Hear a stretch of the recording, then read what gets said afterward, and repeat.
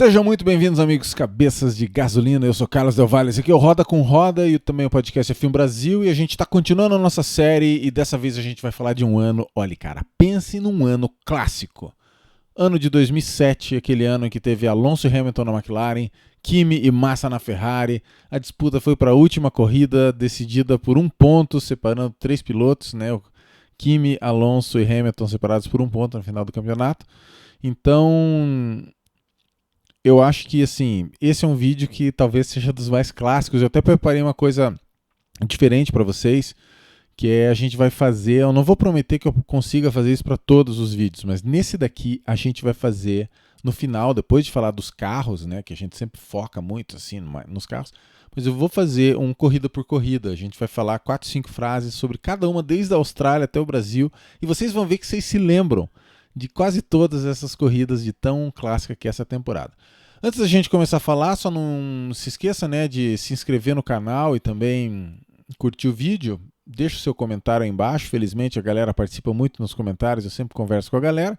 E você pode apertar aquele botãozinho ali, seja membro, que você se torna um integrante oficial do Roda com Roda. Funciona mais ou menos como um apoia-se interno aqui do YouTube.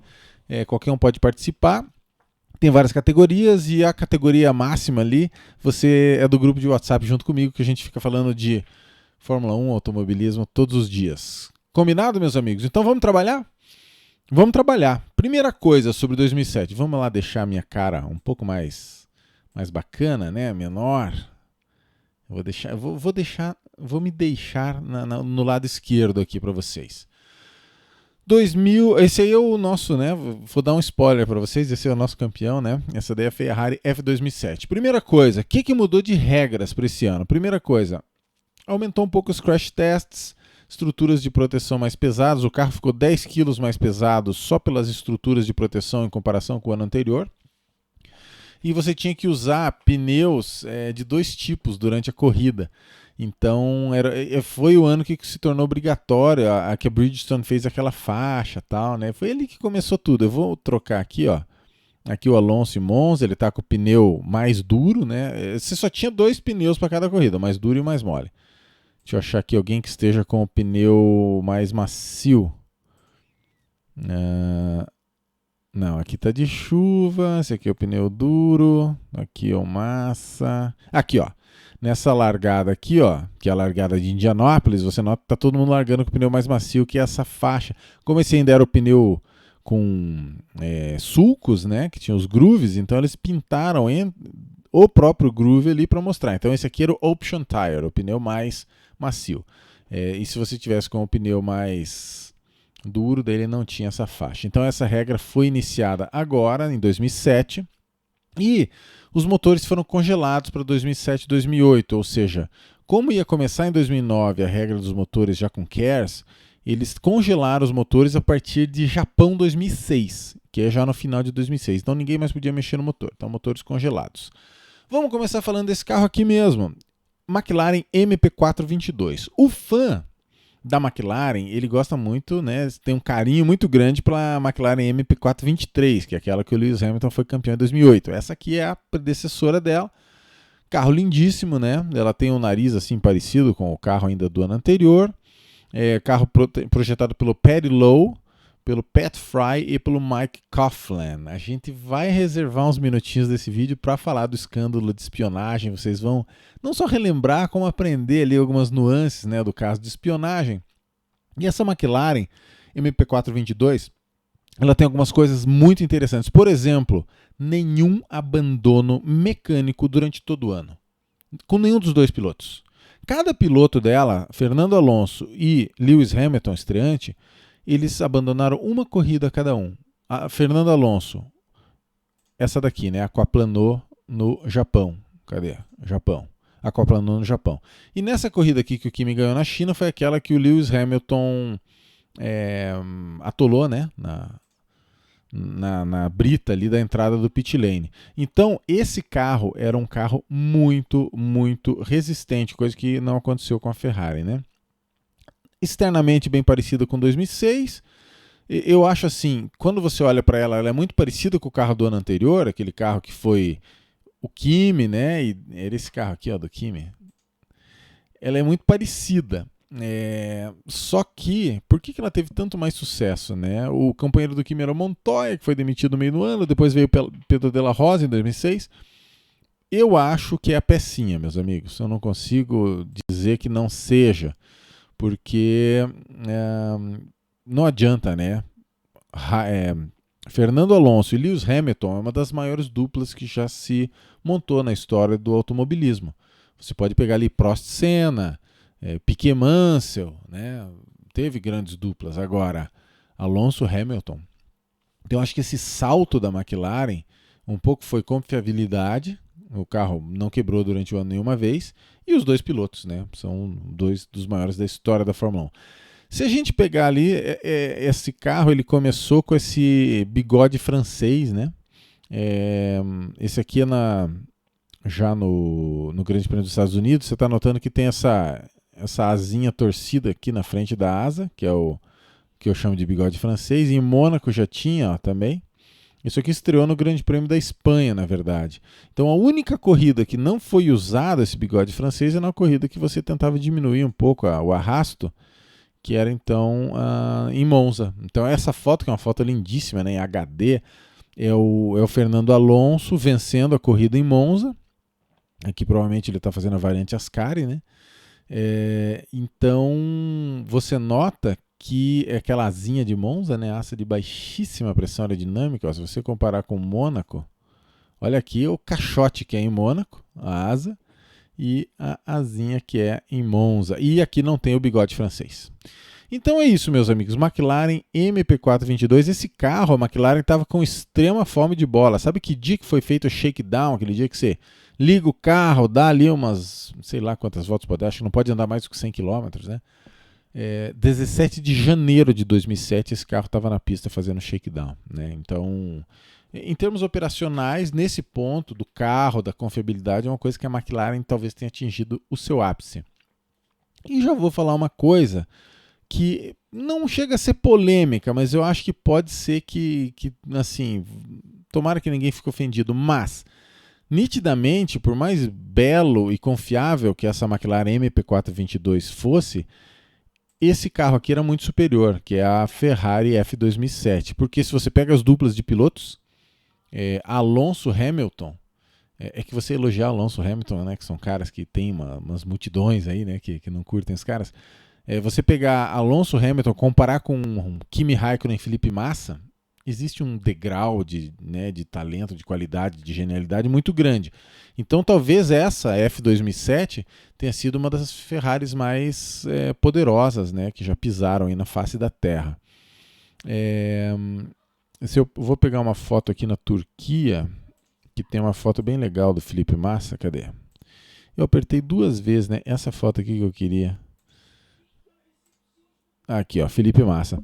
Então esse é um carro muito, muito respeitado, né? F2007. O primeiro carro da Ferrari sem o Rory Byrne. Em 2006, aquele carro que o Schumacher lutou contra o Alonso. O Rory Byrne já estava meio de, vamos dizer assim, de consultor mais. Mas nesse aqui ele tinha ido embora para a Tailândia. Acho que ele quis abrir uma escola de mergulho, ou alguma coisa assim lá na Tailândia. Então esse carro que não tem o Rory Byrne, que é o cara que projetou todos os carros campeões do Schumacher, tanto na Benetton como na Ferrari. E primeiro carro sem o Ross Brown. O Ross Brown ele saiu ali na metade de 2006 da Ferrari, tirou um sabático esse ano de 2007, ele não estava em lugar algum. E para 2008 ele foi para a equipe Honda, e que Honda que ele ficaria lá sofrendo, né, 2008, em 2008. E para 2009 se tornaria Brown. Então, quem projetou esse carro?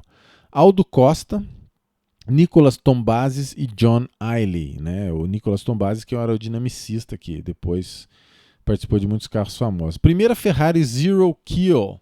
Eu acho que para isso o melhor é a foto do Kimi, para vocês entenderem, né? Zero Kill é isso aqui, ó. Você está vendo essas barras inferiores da suspensão? Elas se prendem direto no nariz do carro. Então, esse wishbone aqui, essa barra em Y, ou barra em V, que é da suspensão, ela tem um trajeto ascendente da roda em direção ao chassi. Vocês lembram que a gente falou nos outros vídeos, né, sobre, por exemplo, a Sauber, que era Twin keel, né, que era quilha dupla. Ou seja, eles deixavam aqui uma quilhazinha que é onde vinha bem retinho aqui o braço da suspensão e se prendia. A Ferrari, o Rory Byrne, sempre quis fazer single keel, ou seja, você tinha uma quilhazinha lá no centro que é onde vinham os braços da suspensão que eram um pouco mais longos. Esse tipo de design zero keel, ele se tornou, né, quilha zero, ele se tornou o padrão da Fórmula 1. O que acontece é que o estresse, né, mecânico em cima disso aqui é muito maior por causa desse ângulo, dele ser curto, etc. Então, antigamente eles tinham que botar as quilhas, né? Mas então, isso aqui é a primeira Ferrari zero keel, a primeira Ferrari sem quilha. Entre eixos mais longo, né? Acho que na foto do Felipe Massa é mais fácil da gente ver isso. Cadê a foto do Felipe Massa aí? Não, também não, mas tudo bem. O que acontece? Eles deixaram um pouco mais talvez mais pela aerodinâmica, e é o último carro, o único carro do ano que tinha a indústria tabagista como patrocinador assim escancarado. E esse foi o último ano que a Ferrari não usou aquele... quem descreveu em algumas corridas, né, na China podia escrever o nome, né, da indústria, da marca. No ano seguinte eles começaram a ter aquele negócio de aquele código de barras e tal, e é toda uma confusão, né, que os patrocinadores pagam para Philip Morris, que paga para Ferrari, um rolo todo.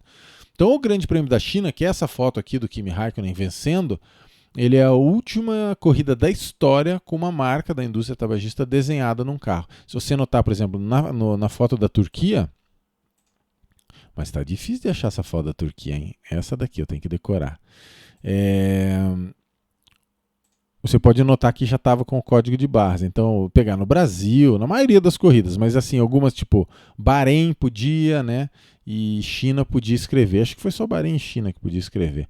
E uma coisa muito legal desse carro, para a gente perceber, é o seguinte, que no começo da temporada, esse carro tinha... Esse aqui é a última corrida da história, até hoje, da Ferrari, em que tinha o vermelho da Marlboro, vermelho da indústria tabagista, que começaram a usar lá no tempo do Schumacher, né? Então aqui, ó, esse aqui no Bahrein, pode notar que é um vermelho mais claro, né? Esse vermelho querendo virar alaranjado. Isso foi usado nas 4 primeiras corridas, esse vermelho. E depois, você vê aqui, ó, de repente a gente salta, vamos deixar naquela imagem da Espanha, você vê bem, né? Ó, tá vendo essa cor? Daí que você olha do Kimi aqui, ó. Tudo bem que essa foto aqui é meio no escuro, né? Mas tudo bem. Vamos botar na do Felipe Massa aqui, que acho que é essa aqui, ó. Então mudou bastante, né? Ó, essa aqui é o vermelho Ferrari, o chamado Rosso Corsa, que é o vermelho de corridas. Vocês lembram que lá nos anos, antes de existir patrocínio, geralmente carro italiano tinha o Rosso Corsa, o carro inglês geralmente era verde, que era o British Racing Green, e tinha o azul das equipes francesas, né? Então acho que desse carro aqui para esse aqui você nota a diferença do vermelho Ferrari. É uma pintura com bem menos branco, né? Porque você nota que até o Schumacher ainda tinha ali uns recortes brancos ali por causa da marca, né? Da Marlboro, agora não. Então, quando saiu o Schumacher mudou, né? A pintura. Bom, vamos falar o seguinte, a comparação, depois a gente vai falar dos outros carros e falar das corridas, mas vamos só falar da comparação desses dois carros. Se você notar, o Kimi, esse cara aqui, ó, ele venceu 6 corridas, Fernando Alonso venceu 4, Lewis Hamilton venceu 4 também. Cadê aqui? Lewis Hamilton venceu 4. Essa aqui foi a segunda dele. A primeira foi no Canadá. E Felipe Massa venceu 3. Então você nota que assim, dá a impressão que o Kimi meio que no final, que ele deu uma reação, mas ele mereceu. Se você olhar, 6 vitórias para o Kimi e 4 para Alonso e Hamilton. Então, né, merecido aí o nosso amigo Kimi ser campeão. Em termos de pole, Felipe Massa foi o que fez mais, 6 poles. Lembrando que nessa época se tinha que fazer o qualifying com o combustível da corrida. Então, não necessariamente você queria dizer que o cara ele era assim, o mais rápido de todos. Às vezes ele poderia ser simplesmente o cara que estava um pouco mais leve. Mas o Felipe Massa sempre foi um cara extremamente rápido, né? Então você pode dizer até que foi merecido isso daí. Hamilton 4 poles, Kimi 3 e Alonso 2 apenas. Então a Ferrari, você vê como a F2007 é um carro maiúsculo, porque na minha opinião, se você soltar em condições normais de temperatura e pressão em carros iguais, o cara que mais vai fazer pole geralmente vai ser o Lewis Hamilton. Aqui o Lewis Hamilton fez 4, Massa fez 6. E em termos de vitórias também, né? Aquilo que eu já falei, na minha opinião, Alonso e Hamilton, uma das maiores duplas da história, mas cada um ganhou 4 corridas e o Kimi ganhou 6. Então, F2007, gravem esse carro como um dos carros mais mágicos que a Ferrari já fez na vida. E mais importante, né? A Ferrari, 6 mais 3, fez 9 vitórias, enquanto que a McLaren teve 8 vitórias, né? Então, isso é uma coisa interessante. Em termos de corridas que eles fizeram, a chamada hat-trick, pole, volta mais rápida e liderar de ponta a ponta. Pole, vitória e volta mais rápida. Pole, vitória e volta mais rápida. Alonso, 2, Mônaco e Monza. Você vê que circuitos totalmente díspares, né? Mônaco e Monza. Massa, 2, Bahrein, Espanha, lá no começo do ano. Kimi, 1 em Melbourne, só na primeira. E o Hamilton fez um hat-trick que foi Fuji. Lá no final, naquele dilúvio clássico por causa do duelo entre Felipe Massa e Robert Kubica no finalzinho. Escândalo da espionagem. Vamos falar do escândalo da espionagem. Vamos escolher uma fotinha aqui, ó, pra gente deixar o escândalo da espionagem. Aqui tá uma foto com todo mundo, essa daqui, ó. O que acontece? Tinha um cara da Ferrari que era o Nigel Stepney, tá? Ele era parte daquele Dream Team lá do Schumacher, Jean Todt, Ross Brown, Rory Byrne. O Nigel Stepney era um inglês que trabalhava na Ferrari desde essa época de ouro. No começo desse ano aqui, de 2007, o Nigel Stepney já não estava muito feliz. Ross Brown tinha ido embora, Rory Byrne também. Ele estava meio descontente, falou, tô pensando até em tirar um sabático, ou se alguma equipe me fizer uma proposta boa, eu vou. Né? E em junho, o que aconteceu? De repente aparece uma denúncia na justiça italiana que é a Ferrari denunciando o senhor Nigel Stepney, né? Demitiu imediatamente o Nigel Stepney e denunciou junto com ele um engenheiro chamado Mike Coughlin. E o que aconteceu? A Ferrari fez isso na justiça italiana e já levou na sequência para a justiça inglesa. E a justiça inglesa, para usar um termo que é muito utilizado no noticiário hoje do Brasil, fez uma busca e apreensão na casa do Mike Coughlin, o cara da McLaren. E essa busca foi positiva para material proprietário da Ferrari. Então, assim, a justiça foi lá, pegou o computador, foi na casa do Mike Coughlin e tinha material da Ferrari em posse deles. Eram 780 páginas que a esposa do Mike Coughlin tinha levado num xerox, numa fotocopiadora, ali perto de Woking, da sede da McLaren. A coisa está ficando feia para vocês. A McLaren soltou ainda em junho de 2007, bem no meio do ano, um comunicado falando assim, dizendo assim, que a coisa do, mais ou menos dizendo que é coisa do Mike Coughlin e não deles. Abre aspas. Nenhum material da Ferrari esteve sob posse de nenhum funcionário da McLaren, exceto o que está sendo processado pela Ferrari. E o fato dele estar em posse desse material não foi conhecimento de ninguém da McLaren e em nenhum momento até 3 de julho. E nenhuma propriedade intelectual da Ferrari foi passada para nenhum outro membro da McLaren ou foi incorporada nos carros da McLaren. Então o que a McLaren quis dizer? Nós temos um funcionário nosso, Mike Coughlin, que pegou 780 páginas de material proprietário da Ferrari, mas isso é coisa dele, a gente não usou, a gente não sabe, e nada nos nossos carros tem a ver com a Ferrari. O que, de certa forma, eu, Carlos Del Valle, até acredito, porque já que o carro é um pouco pior que o da Ferrari mesmo, provavelmente não deu tempo, né? No final de julho, já um mês e meio depois, a McLaren... A FIA falou o seguinte, a McLaren esteve em posse de propriedade da Ferrari, porém não há evidência de que ela tenha sido utilizada. Na hora que a FIA falou isso, a Ferrari ficou furiosa e falou, isso é uma das declarações mais absurdas que nós já vimos. Porque assim, é mais ou menos que você falar assim, não, eu assaltei o cara, roubei aqui o carro dele, mas eu não usei, eu deixei estacionado na minha garagem, né? Então a Ferrari ficou indignada. O que é engraçado é que logo depois veio a treta na Hungria, em que o Alonso, isso foi em setembro já, que o Alonso ameaçou o Ron Dennis de divulgar e-mails entre ele, Mike Coughlin e Pedro de la Rosa. Então, querendo dizer, olha, você está querendo dizer uma coisa, mas eu vou jogar farofa no ventilador, ou jogar fertilizante no ventilador. E logo depois, veja só que história, a FIA disse que tinha novas evidências, no caso eram e-mails, de onde que surgiram esses e-mails? Que foram mandados para Bernie Ecclestone. Então alguém Será que é o Alonso? Mandou para o Bernie Ecclestone esses e-mails incriminatórios, lá, incriminadores, não sei, e que o Bernie mandou, falou para a FIA, cara, ó, tá rolando uma treta aqui. No 13 de setembro, a FIA declarou o seguinte: McLaren perde todos os pontos de construtores do campeonato. Os pilotos, já que eles ajudaram na investigação, eles não perdem os pontos. E se a McLaren ganhar uma corrida, não pode nenhum funcionário da McLaren lá no pódio. Nós não queremos ninguém lá. Então o que aconteceu foi que, por exemplo, a única corrida que a McLaren ganhou depois disso foi Fuji, aquela do dilúvio. E o Lewis Hamilton teve que pegar os troféus de vitória dos pilotos e de vitória de construtores, porque não tinha nenhum funcionário lá. Multa de 100 milhões, uma das maiores histórias do esporte em geral no planeta, mesmo NBA, boxe, futebol, 100 milhões. E em dezembro, a McLaren acabou, na figura do Martin Whitmarsh, dando uma declaração lamentando que, na verdade, outros funcionários tiveram acesso aos dados, além de Mike Coughlin, ao contrário do previamente declarado. Então, esse é o escândalo de espionagem. Do que nós vamos falar agora no nosso vídeo? Nós vamos falar dos outros carros que não são McLaren nem Ferrari, e daí a gente vai para a nossa rápida revisão, corrida por corrida, de todas as corridas. Então, assim, não se esqueça, né? Se você está assistindo aí,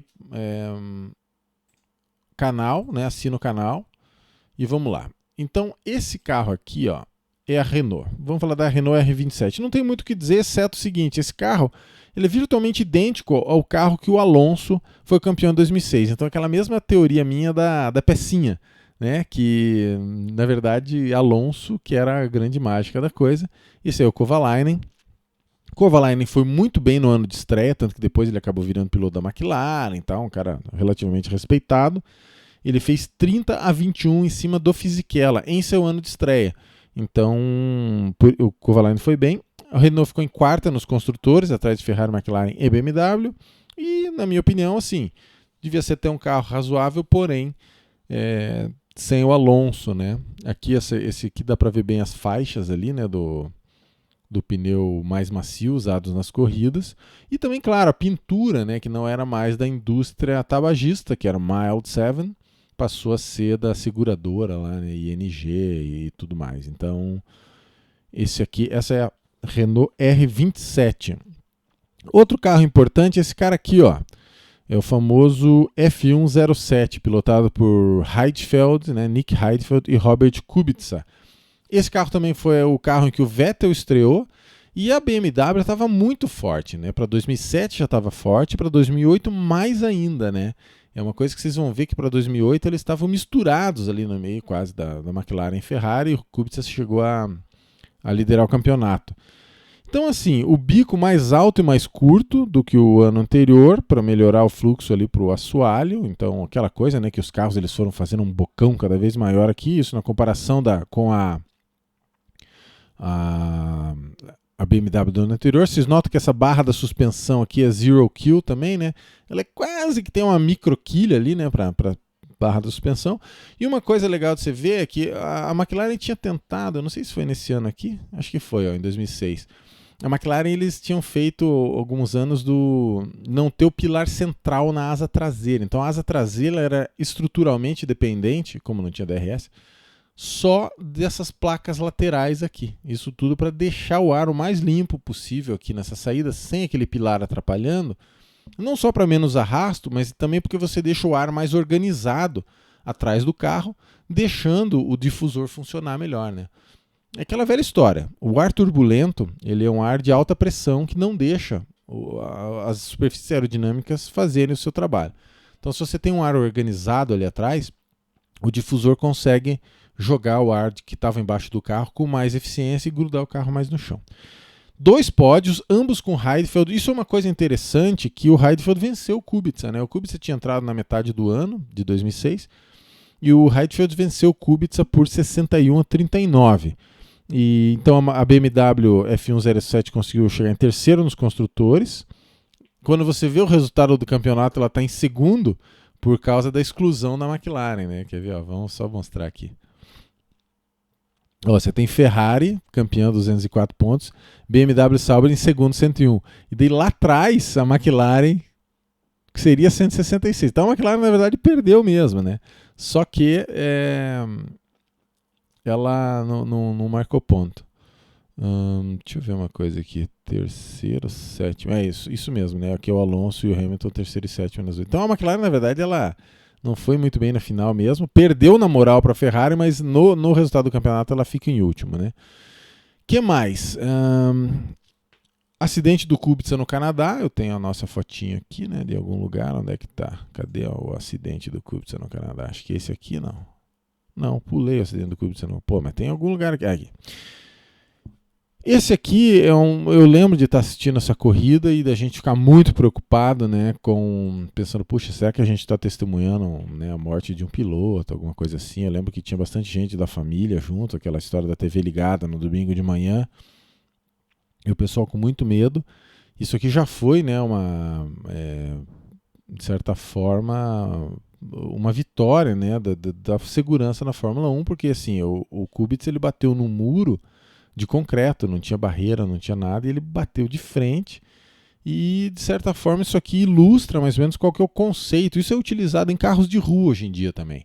Quando o carro de rua bate, ele deforma bastante, mas isso é para absorver mesmo a energia do impacto, né? Você não quer que a energia do impacto seja transmitida para o corpo humano. Então, quanto mais outras estruturas absorverem isso, melhor. Então aqui você vê bem que sobrou praticamente a célula de sobrevivência e o motor aqui atrás, né? Porque acho que até o câmbio, coitado, já foi para a fita aqui, né? Nessa pancada. E ele acabou machucando só o tornozelo, né? Então foi uma vitória da segurança na Fórmula 1 esse acidente do Kubica com a BMW F107. E tem mais um carro que a gente tem que falar, né? Lembra que eu sempre, quando a gente estava falando da Ferrari, eu falava, não, mas nós vamos sempre falar dos carros do Felipe Massa. E agora que o Felipe Massa está na Ferrari, sempre vamos falar dos carros do Rubens Barrichello. Então, temos que falar desse carro aqui, ó. Deve ser essa foto aqui. Essa nossa Honda aqui, ela é a Honda RA107, né? Deixa eu diminuir que ela tá meio grande aqui. Primeira coisa que você vê nessa imagem, né, que eu acho legal do amigo ver aí, o amigo Petrolhead, fã de automobilismo, é como os carros eram menores antigamente, né? Você vê ali a cabeça do Jenson Button, ela é quase o capacete dele, né? O tanto que ela é grande, representativa no tamanho do carro em comparação com o resto do carro. Hoje em dia, né, o carro ele é quase um castelo, né? A parte toda de segurança aumentou ainda mais, você tem o halo e os carros são muito longos, né?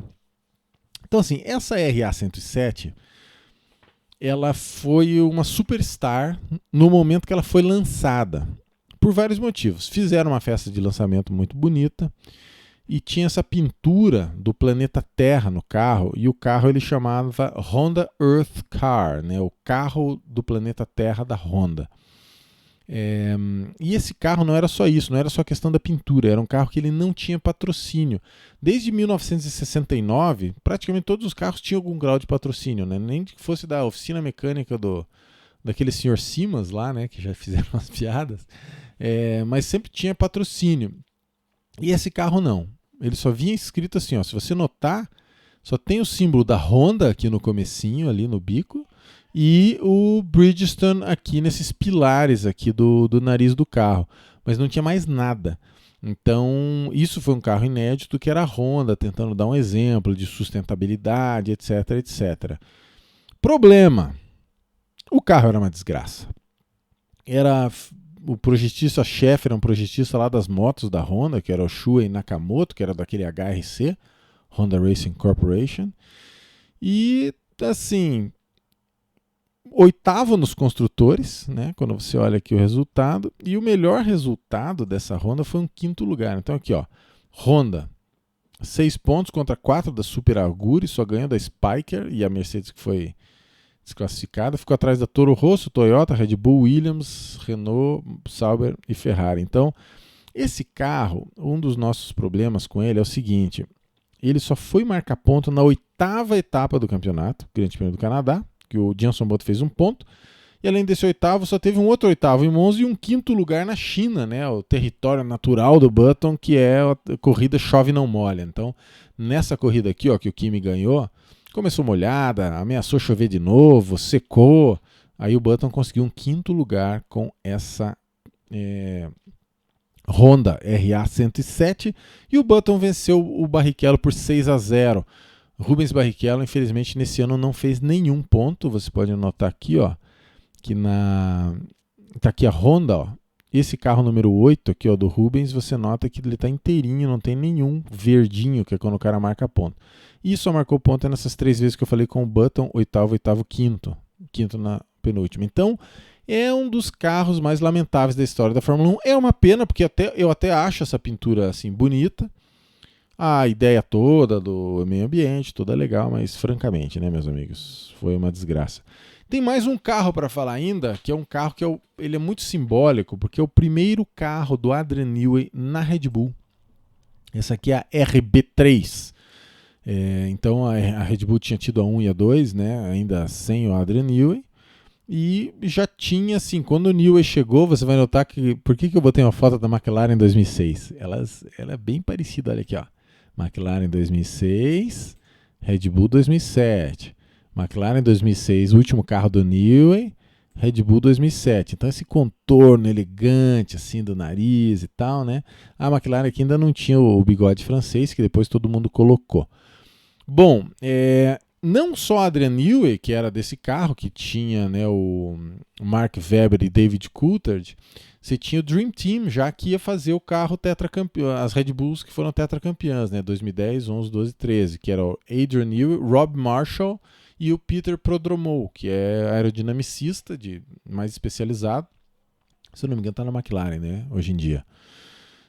Rob Marshall era um cara que ele tinha sido engenheiro da Renault do Alonso. Ele era o cara por trás de toda aquela história do amortecedor de massa. Quem quiser entender mais sobre o amortecedor de massa, veja o nosso vídeo de 2006. Então, Adrian Newey, Rob Marshall, Peter Prodromou. Muitos abandonos por câmbio e mecânica, principalmente com o Webber, porque o Coulthard ele batia tanto na primeira curva ou na primeira volta que não dava tempo do carro quebrar. Então teve muitos abandonos. O Christian Horner, para você ter uma ideia, no meio do ano ele buscou um engenheiro que tinha sido da Ferrari, foi depois da Mercedes, que é o Geoff Willis, só para cuidar da confiabilidade do carro. Que até, de certa forma, é uma fama, né, ali do Adrian Newey, de ser um cara meio, né, com os carros meio frágeis. Meus amigos, chegou o momento de falar da nossa review rápida de corrida por corrida, né? Então eu acho que começa aqui. Então a gente vai falar algumas frases sobre cada corrida. Se preparem, isso aqui é tiro rápido. Austrália, primeira corrida da temporada. Estreia do Kimi Raikkonen na Ferrari. Estreia do Alonso na McLaren e do Hamilton também. O Kimi já meteu o carro na pole e olha lá atrás quem que tá lá, ó. Felipe Massa. Felipe Massa, o carro quebrou no meio do Q2 e depois teve que trocar motor.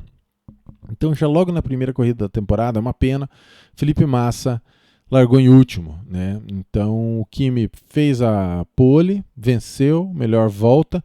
E uma coisa interessante é que o pódio foi completado por Alonso e Hamilton, só que na largada o Hamilton ele perdeu um pouquinho de terreno aqui para as duas BMW Sauber, só que ele foi por fora aqui e se colocou na frente do Alonso. Daí durante a corrida, que nos pitstops o Alonso recuperou o segundo lugar, e então o Hamilton fez um pódio na estreia, né? Coisa que não acontecia desde 11 anos atrás, quando o Villeneuve foi pódio também na estreia.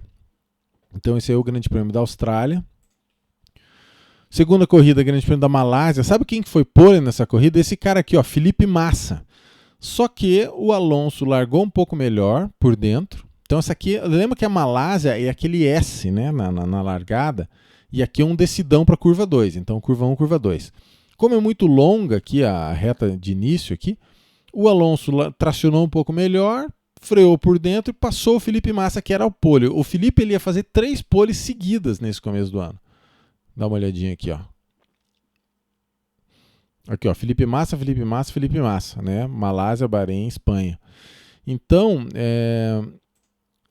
o Massa fez a pole, mas ele perdeu posição para o Alonso, e nessa curva 2 aqui, o Hamilton conseguiu dar a volta lá por fora, né? É aquela curva que ela é tão íngreme lá para baixo que o carro meio que dá uma balançada, né? Quando você vai tentar virar para a esquerda. Então o que aconteceu? O Felipe Massa em terceiro. E o Felipe ficou babando atrás do Hamilton um bom pedaço ali do começo, ele estava muito rápido mesmo, não conseguiu, até que uma hora ele foi tentar passar por dentro, o Hamilton, e passou reto na curva e deu um passeio na grama. Daí com isso, não só ele não passou o Hamilton, como o Kimi ultrapassou o Massa e também o Heidfeld. Então o Massa caiu para quinto lugar e esse foi o lugar que ele acabou chegando, né? É uma coisa que a gente, assim, claro, tem um pouco desse lance do óculos cor-de-rosa, né? Que você olha para trás e tem aquela nostalgia, como tudo era maravilhoso. Mas nessa época aqui, para o cara ultrapassar numa corrida, para ele ganhar terreno numa corrida, era uma coisa extremamente difícil. Então o Massa terminou essa corrida em quinto lugar. Próxima corrida, Bahrein, aí sim, segunda pole seguida do Massa. Note que nessa corrida aqui está indo o vermelho estilo Marlboro, ainda não é o Rosso Corsa, e é uma das corridas em que podia escrever ainda Marlboro no carro. E o que aconteceu? Fez a pole, segunda de 3 seguidas, venceu. O Alonso não se acertou com o carro. Lembrando que assim, nesse ano parou de ter guerra de pneus. E os pneus eles tinham DNAs, tinham características de pilotagem muito diferentes entre Michelin e Bridgestone. Esse ano era todo mundo Bridgestone. Então quem era Michelin, teoricamente, se bateu muito na primeira metade do campeonato até se adaptar com o jeitão dos Bridgestone. Que são Kimi Raikkonen, que era Michelin na McLaren, e o Fernando Alonso, né? Então o Alonso, essa aqui foi um exemplo de uma corrida que ele realmente ficou ali em quarto. Durante a corrida ele foi superado pelo Heidfeld na moral. Então você nota como a BMW, quando algum carro das duas grandes não estava bem, ela conseguia ir ali a biscoitar. Essa foto que a gente já mostrou, a última foto com o vermelho antigo, né? Primeiro ano que tinha chicane lá no final do circuito, antigamente eram 2 curvas de alta. Essa cena aqui é muito famosa, né? Porque o Felipe Massa ele fez a pole e ele largou melhor que o Alonso. Só que vocês lembram que em Barcelona a largada ela é bem no comecinho da reta. Então deu tempo do Alonso pegar o vácuo, né? Você vê o onboard do Alonso, de repente o vácuo puxa ele ultrapassa o Massa por fora. No momento da frenagem, o Alonso está um pouco à frente mesmo, mas o Felipe não deixa por menos, faz a curva como tinha que fazer e o Alonso acaba indo parar na grama. E o Alonso cai para quarto e acabou chegando em terceiro. Isso aí ia ser uma dos alimentos para a treta dos dois, né, Massa e Alonso, lá em Nürburgring. Que o Felipe Massa, que o Alonso fala, você tentou me bater, tentou me tirar para fora da corrida de novo, porque você já tinha tentado na Espanha. E o Massa só ficava xingando em italiano, né? Vai evacuar seu intestino, assim por diante. Bom, o Kimi abandonou com pane elétrica. Então você veja que o Kimi não só venceu mais corridas, como ainda por cima o Kimi teve abandono mecânico, coisa que os dois caras da McLaren não tiveram. Então foi muito merecido esse título aí do Kimi. Que mais? Próxima corrida, Mônaco, mais treta. Lembra qual que foi a treta? E esse cara ali no fundo, estreante, Lewis Hamilton, chegando no pódio em todas as corridas que ele disputou até então, né? Mônaco era a 5ª corrida. E o que acontecia muito nessa época era o lance da estratégia de combustível. Então, muitas vezes você tentava largar meio parecido e ali no meio da corrida você podia tentar fazer o segundo trecho da corrida. Vamos supor uma corrida de 2 paradas, né? Você chega para a tua primeira parada e enche o tanque o máximo que você puder. Mas o que daí acontece? Você vai ficar mais lento do que o outro cara. Só que se você conseguir acompanhar o outro cara, estando com o seu carro mais pesado, esse é o jeito que o Schumacher ganhou 83 das 91 vitórias dele. Você está com o carro mais pesado, era para você estar mais lento, mas você consegue acompanhar o cara, o que vai acontecer? Por isso que não tinha ultrapassagem nesse tempo. O outro cara vai ter que ficar sem combustível uma hora e vai ter que parar. E ele vai voltar pesado e lento e você vai estar com o carro em configuração praticamente de classificação, porque nessa época os pneus eram extremamente duráveis. Então você estava com os pneus ainda bons e com o carro levinho e você descia o sarrafo e voltava na frente no box. E nessa corrida de Mônaco, Lewis Hamilton, na sua parada, colocou muito mais combustível que o Fernando Alonso. E o que aconteceu? A McLaren resolveu não criar treta com o Fernando Alonso e deu treta com o Hamilton, porque eles trouxeram o Lewis Hamilton para a parada ainda com bastante gasolina. Então, se fosse para seguir livremente as estratégias, o Hamilton quase com certeza já teria vencido essa corrida em Mônaco. E daí tem uma frase famosa dele que ele fala: por que eles fizeram isso? Provavelmente porque ele tem o número 1 escrito no carro dele e eu não. E o Ron Dennis tentou dar uma contemporizada, né? O Kimi nessa corrida errou e bateu no qualifying, largou em 16º, chegou em 8º, e o Massa chegou 1 minuto atrás das duas McLarens. Então, assim, numa pista que nem Mônaco, a McLaren estava bem adaptada, com 2 pilotos desses, né? O negócio foi bem.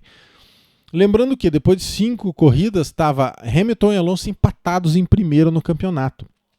38 pontos, com o Massa logo atrás, com 5 pontos atrás. Então, Hamilton e Alonso 38, Massa 33, e o Kimi já 15 pontos atrás do líder, né? Então o Kimi ele deu aquela estilingada no final. Canadá. Foi uma corrida que foi a primeira vitória do Lewis Hamilton. E essa vitória não foi assim, ele liderou, mas teve muito safety car. Não foi só o Kubica. Teve uma Sparker que parou perto da entrada do box e tal. Então, o Hamilton teve 5 relargadas que ele teve que, né, dar uma administrada ali. Foi a primeira de 2 vitórias seguidas do Hamilton, né, que ele fez a pole e venceu, né, foi no Canadá e também nos Estados Unidos, e ele começou a ficar líder do campeonato.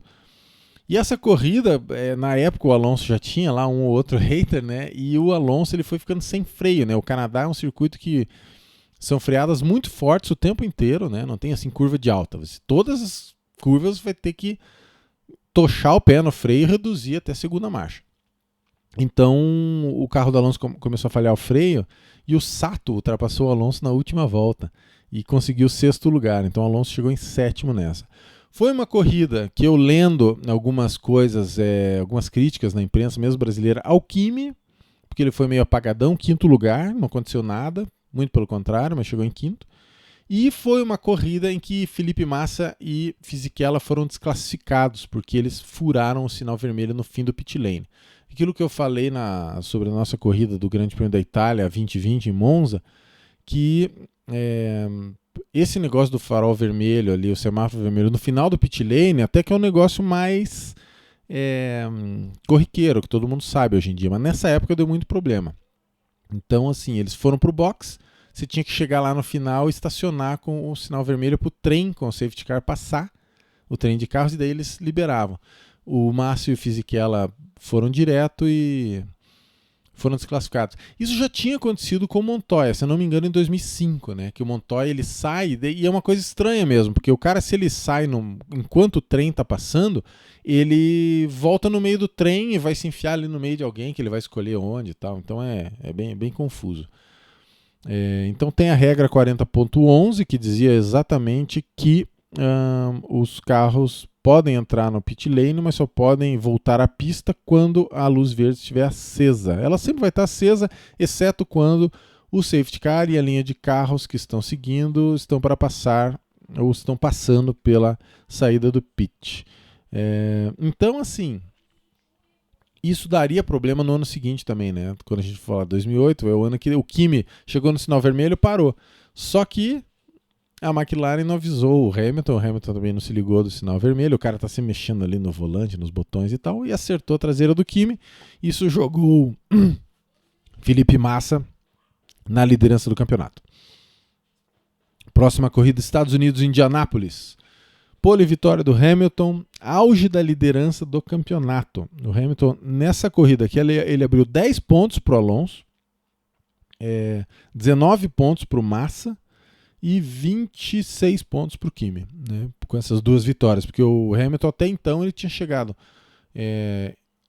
no pódio em todas as corridas e ainda por cima venceu essas 2, né, Canadá e Estados Unidos. Próxima corrida na França, foi uma corrida que o Massa fez a pole, porém na segunda rodada de pitstops, que foto, né, meus amigos?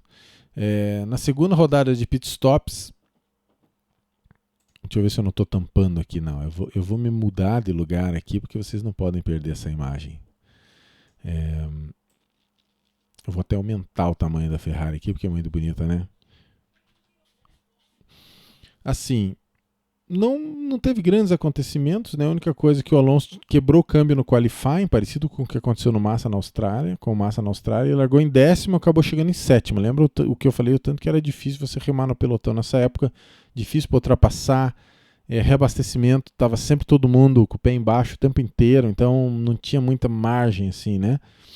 Então o Kimi chegou 2 segundos na frente do Felipe Massa. Que imagem, dá vontade de deixar até, né? Se bem que a próxima foto é bem legal também. Em Silverstone, mesma coisa. Quem fez a pole foi o Hamilton, só que agora eu vou ter que me mudar para cima, porque eu tô bem na frente, né? Opa, não, só agora. Aí. Quem fez a pole aqui foi o Hamilton, fez uma pole em casa, mas provavelmente ele estava com pouco combustível e ele acabou até chegando em quarto, o Hamilton, né? Não foi muito bem, teve um pouco de dificuldade. E o Kimi foi lá, parou depois, tinha mais velocidade, ultrapassou as McLaren nas paradas de boxe e venceu a corrida. Então França e Inglaterra foram corridas assim desse tipo mais, aquele estilo decidido, né? Meio na parada de boxe e tal, né? Então, e aí a gente vai para uma corrida que muito memorável, que é Nürburgring, Grande Prêmio da Europa. Por duas coisas principais. Primeiro, porque a corrida começou molhada, mas deu uma tempestade pior ainda logo nas primeiras voltas. E um monte de gente aquaplanou naquela descidona que tem, né, da curva 1 ali, e foram parar ali nessa área de escape, né? Aqui está o Hamilton, ali é o Lewis, se eu não me engano, ou o Scott Speed. Depois ainda mais uma Toro Rosso veio rodando que nem um peão e quase acertou no trator que estava mexendo aqui neles, né? E tem uma Honda lá e uma Williams lá atrás também. E teve um cara chamado Marcus Winkelhock, filho do Manfred Winkelhock, piloto clássico dos anos 80, 70, 80, que ele fez uma coisa assim, se chover, eu tô achando que vai chover. Ele largou do pit lane com pneus de chuva extrema. Então deu essa confusão toda e o que aconteceu foi que você tinha uma Spiker, que é uma nanica das nanicas, na liderança na relargada, né? Aí, claro, ele não durou muito, depois da relargada ele abandonou com pane hidráulica. Quem era o pole nessa corrida era o Kimi, só que ele teve também pane hidráulica, ele e o Marcus Winkelhock. Quem era o Hamilton, ele estava no meio do pelotão porque ele teve um acidente forte no qualifying, que é na época eles disseram que foi uma falha na roda, na verdade foi uma roda que não foi apertada direito e ela escapou numa curva de alta velocidade. É uma cena, acho que muita gente lembra, que é o Hamilton saindo na maca, dando um positivo, tal, com soro, aquela coisa toda. Isso foi no qualifying. Aí o Hamilton ficou no meio do pelotão nessa corrida e depois começou a secar. E quem ficou daí na frente era o Felipe Massa e o Fernando Alonso. E quanto mais secava, mais a McLaren do Alonso estava rendendo melhor. Ele foi se aproximando do Massa até que eles fazem algumas curvas lado a lado, roda com roda, marca registrada. E o Alonso ultrapassa e tem aquela cena, né? O Alonso marrento, né?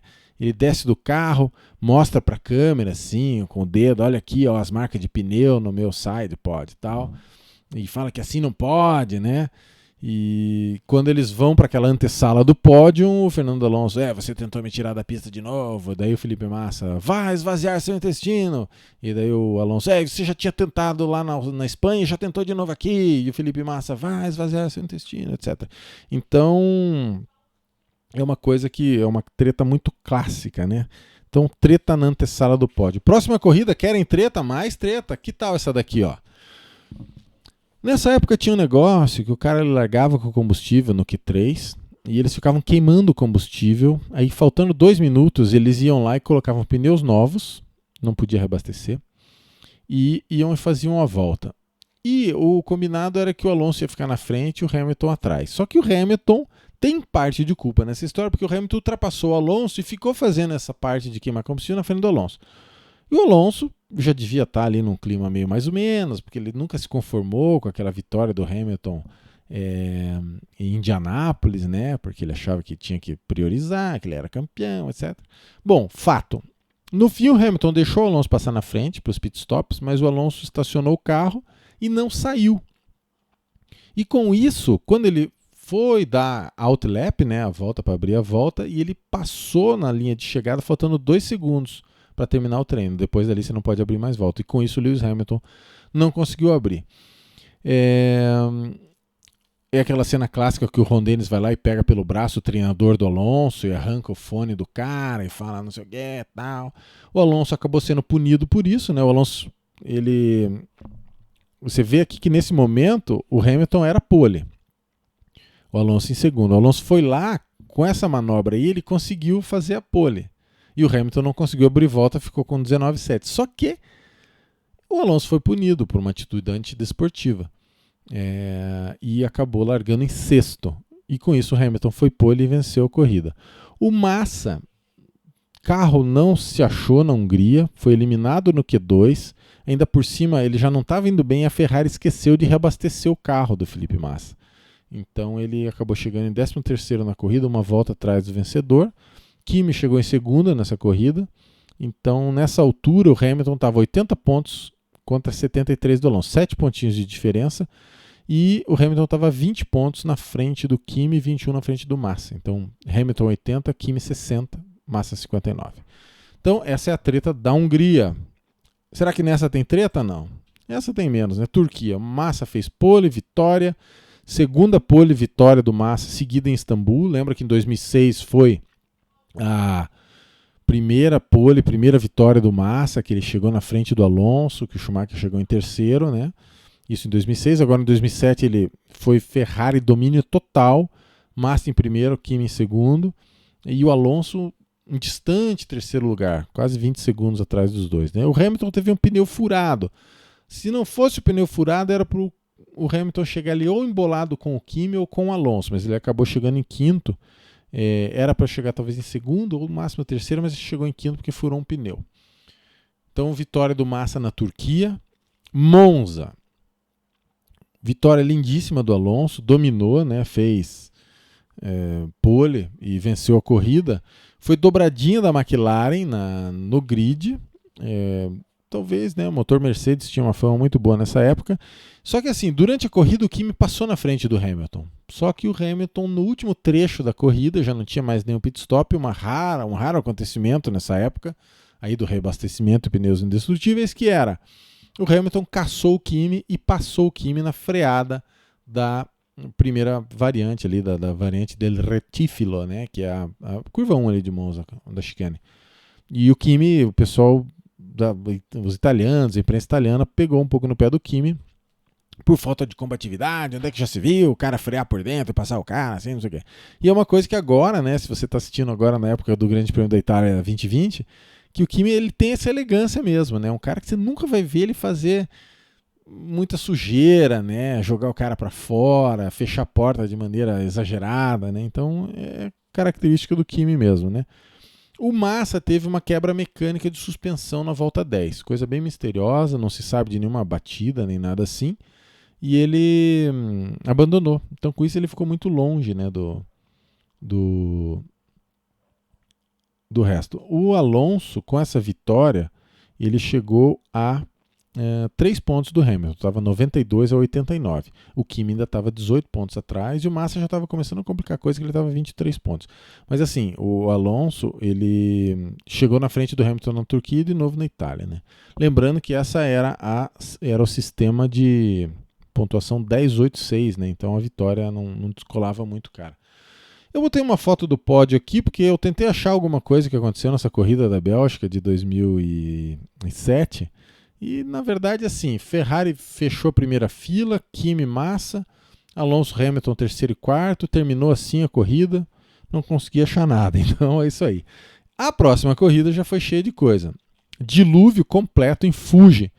Teve uma coisa muito lamentável, que Fuji era um circuito de propriedade da Toyota, é um circuito da Toyota, e eles não deixaram entrar bandeiras e faixas torcendo para outras equipes, Ferrari, McLaren, etc., então foi considerado uma coisa de um mau gosto, de uma deselegância, né, extrema do pessoal da Toyota não deixar bandeiras de outras equipes. Então, dobradinha da McLaren no grid, né, Hamilton, Alonso. O Hamilton estava liderando, o Alonso em segundo aquaplanou, bateu forte, né? Para quem quiser pesquise lá, essa batida do Alonso, ele se estatela no muro, sai rodando muitas vezes.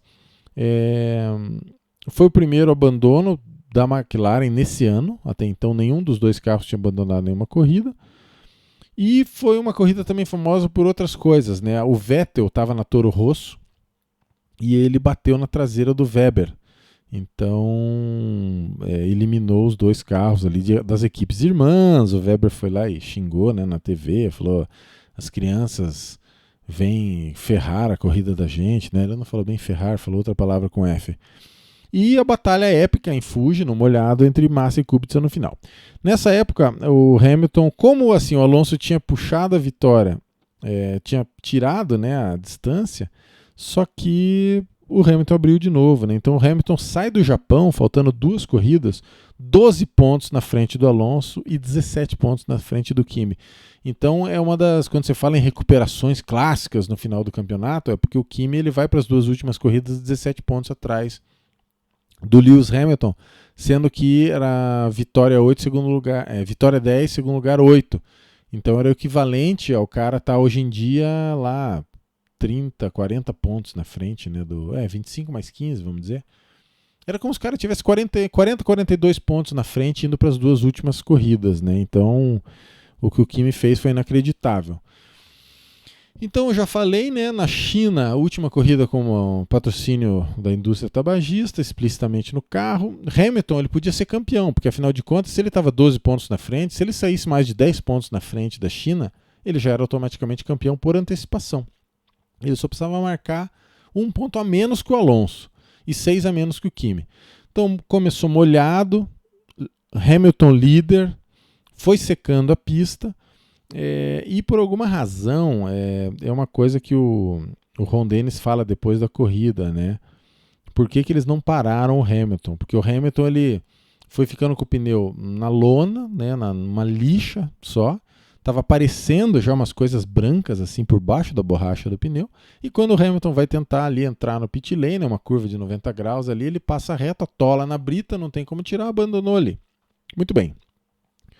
Tem essa famosa frase do Ron Dennis que ele fala assim: naquela época, naquele momento, nós não estávamos correndo contra o Kimi, nós estávamos basicamente correndo contra Fernando. Né? É uma frase clássica. We were basically racing Fernando.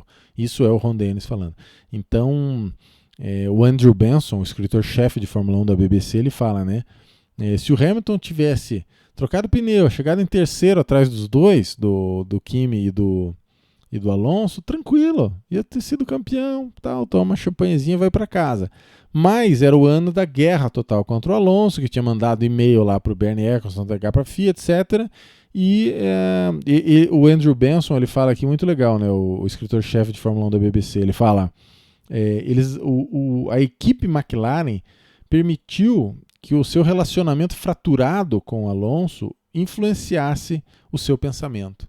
Então o pessoal pensou meio ali com o intestino, né? Pensou com a bilis, né?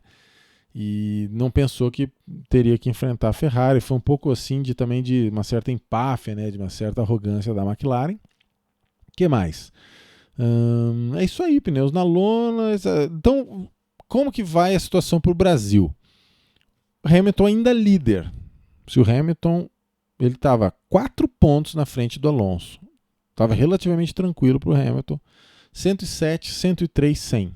Ou seja, agora o Kimi estava 7 pontos atrás do Hamilton e o Alonso 4 pontos atrás. Então vamos para a última corrida. Pole do Felipe Massa, Interlagos. Era o Hamilton em segundo. Só que o Hamilton já largou mal e o Kimi passou ele. E vocês estão notando aqui na largada que o Alonso está meio lado a lado com o Hamilton. Eles fazem a curva do sol meio que se engalfinhando. E o Alonso pega a parte de dentro da curva do sol e faz a reta oposta inteira na parte de dentro. E na hora da freada, o Hamilton tenta, né, cara novo, tal, né, meio que, como diz o Luciano Burti, escorregou na baba, deixou para frear tarde demais e foi reto. Logo na primeira freada, na primeira volta da descida do lago. Então, com isso, o Hamilton ele erra ali e cai para 8º lugar. Muito bem. Se ele chegasse em 5º, ele era campeão independente de qualquer outro resultado. Mas caiu para oitavo. Tudo bem, vamos lá. Se recuperou, passou o Trulli, foi para sétimo, passou o Rosberg, foi para sexto. Então o Hamilton estava se recuperando, bastava conseguir passar mais um dos carros ali. Estava no começo da corrida, que ele ia ser campeão. Só que acontece aquela pane de software de novo na descida do lago. E o Hamilton cai para 18º lugar, porque ele fica 30 segundos com o carro ali meio, né, na banguela ali. O carro não morreu, mas não engatava nenhuma marcha, tudo. Ele conseguiu reiniciar o carro e acabou conseguindo voltar para a corrida, mas ele estava em último, longe do penúltimo lugar, e não conseguiu. Ele acabou conseguindo voltar até para sétimo lugar, ganhou 11 posições, mas ele precisava de um quinto para ser campeão, então perdeu. Batalha louca pelo quarto, quinto, sexto lugar. Esses carros que você pode ver aqui, ó, as duas Sauber do Kubica e Heidfeld. Eu estava em Interlagos, né, nesse dia. E o Rosberg. Esses três aqui, eles até o final eles faziam essas freadas do S do Senna totalmente lado a lado. Então, se eles se engalfinhassem, o Hamilton ganhasse 2 posições, ele ainda era campeão. Acabou não acontecendo. Teve uma treta do combustível depois, que as BMW e a Williams eles estavam com o combustível numa temperatura muito baixa. Você não pode deixar o combustível muito gelado, porque senão é desonesto, você aumenta muito a densidade dele. Então, se eles fossem desclassificados, o Hamilton ia ser campeão no tapetão, mas o próprio Hamilton depois falou que ele não gostaria de ser campeão no tapetão. E a Ferrari acabou trocando, né, o Felipe Massa e o Kimi. Acho que nessa corrida é difícil dizer que o Kimi tenha passado na moral o Felipe, né? Mas talvez nunca saberemos. O fato é que na última parada de boxes eles trouxeram o Felipe. Não sei se o que você podia fazer para trocar nesse ponto é trazer o Felipe antes do carro deles esvaziar o combustível, volta pesado, e o Kimi foi até o final, bateu o recorde da pista, tudo, voltou na frente, ganhou a corrida e foi campeão. Então a ultrapassagem foi na estratégia. Beleza, meus amigos? Então, olha, foi um vídeo. Quanto tempo que nós estamos aqui de gravação? Nem sei onde é que tá esse negócio, né? O vídeo que eu perdi por causa do áudio errado tinha sido 1h17. Ah, tá ali, 1h01. Dessa vez eu falei mais rápido. Eu fiz aqui a mesma pauta, mesmas fotos. Acho que dessa vez, como eu já tinha gravado isso, eu já tava com os negócios mais na cabeça, né? Então, olha, muito obrigado a todo mundo que acompanhou a gente até aqui, né? Nesse vídeo longo sobre essa temporada clássica da Fórmula 1. E vamos ver, né? 2008 vai ser uma temporada ainda mais louca, mas a gente vai tentar fazer aí, talvez para essa daí, 2008 ainda merece, né? Uma revisão corrida a corrida. E a gente vai conversando. Digam aí o que vocês acharam, deixam um like no vídeo, se inscreve no canal e a gente vai conversando. Beleza, meus amigos? Muito obrigado a quem apoiou a gente até agora e vai sempre continuar apoiando. Um abração para todo mundo e até lá.